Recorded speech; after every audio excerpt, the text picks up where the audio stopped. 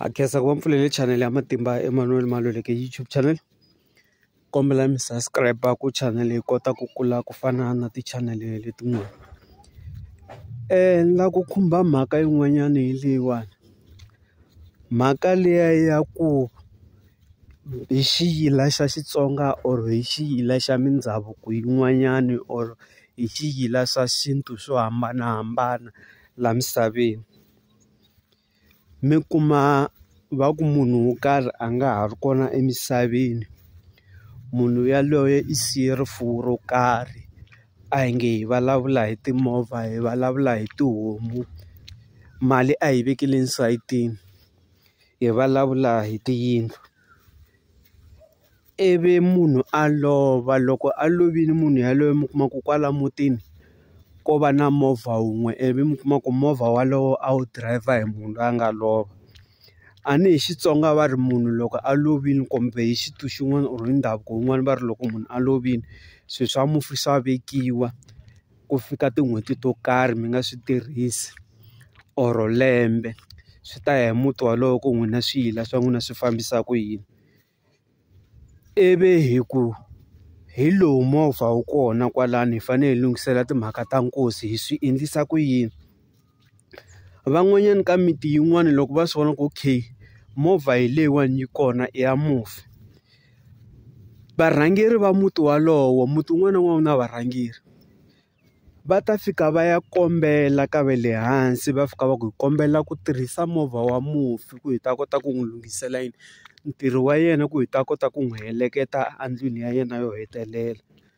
Ivi swi phahliwa ku cheriwa mafole ku pfumeleriwa na le va le hansi ku hayi ntukulu wa n'wina hi yaloye i le ndleleni, se movha ya yena hi ta pfa hi kha hi yi tirhisa. Ivi loko ku hetiwe nkosi wu hela movha luwa wa tekiwa wu ya pakiwa, swi ta ya hi muti walowo ku mu veka tin'hweti tinharhu or tsevu or lembe, ivi wu xoviwa hi xintu or hi xikereke.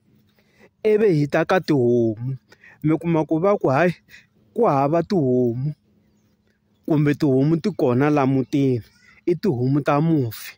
A ni van'wanyana ni mindhavuko yin'wana hi xintu xin'wana va ta ku hayi na homu a yi dlayiwi, fanele hi huma hi ya hi ya xava ku hi ta kota ku dlaya, ku hi ta kota ku vanhu va ta kota ku kuma xixevo loko ku kha ku lunghisiwa timhaka ta nkosi.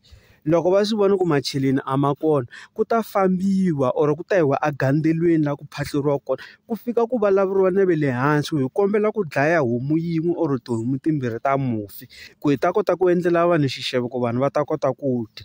Ivi ku phahliwa ku vulavuleriwa na va le hansi, ivi swilo swi va kahle. Lahaya ka leswimbirhi mi nge ni rhanga hi le ka movha va endlela ku ku nga vi na tinghozi to karhi, ivi mi kuma ku movha yi ri ku fambafambeni munhu a nge se lahliwa, ivi ku humelela tinghozi, ivi vanhu va ku va tirhisa swilo swa mufi a nge se lahliwa no lahliwa. Loko hi ta ka tihomu ivi mi kuma ku se tihomu ti sungula ku fetetela endzhaku ka masiku mo karhi, va ku hi mhaka ku ve va ya dlaya homu liya a fanele va nga yi landzangi xivaleni, a fanele va ya va ya xava kunene. Ma ni twisisa? Ivi hi ta ni le ka mhaka ya swimbalo, loko hi ta ka mhaka ya swimbalo ka langutiwa ku i swibye swa njhani, i swimbalo swa njhani. Ivi mi kuma ku swimbalo leswi swi fanele swi tirhisiwa i swimbalo leswi mi kuma ku mufi a swi rhandza ngopfu, kumbe i swimbalo leswi mi kuma ku mufi a tirhisa swona. A ni van'wani swi ya hi Xitsonga, van'wani va ta ku byela ku swimbalo i mpahla, van'wani va ku mpahla i swimbalo, swi ta hi ku mi swi vekisa ku yini, van'wani va hi swi vitana swibye. Swi ya hi Xitsonga, a ni ma swi tiva ku Xitsonga xi entile swi ku na mavulavulelo mo hambanahambana kwalano. Se naswona swi tano ku rhanga ku endla ku rhanga ku ya vulavuriwa na vona va le hansi, ma ni twisisa ku okay mufi hi loyiwani i love, ku na swilo swo karhi hi fanele hi swi tirhisa, hi kombela ku swi tirhisa, loko hi heta hi ta hi ya swi veka. A hi nge xikombiso ku love munhu wa xisati mi kuma ku na mapoto ku na yini a ku ri swilo swa yena a swi tshama kamareni, swa komberiwa naswona a mo njhenjhe mi fika mi teka mi ya swi tirhisa hi ku mi ta humelela hi makhombo, mi humelela hi mapatu. A hi landzeleleni xintu vanhu va ka hina. Ha khensa ku va mpfulele channel ya Matimba Emmanuel Maluleke YouTube channel, kombela mi subscribe ku channel yi kota ku kula. Dankie.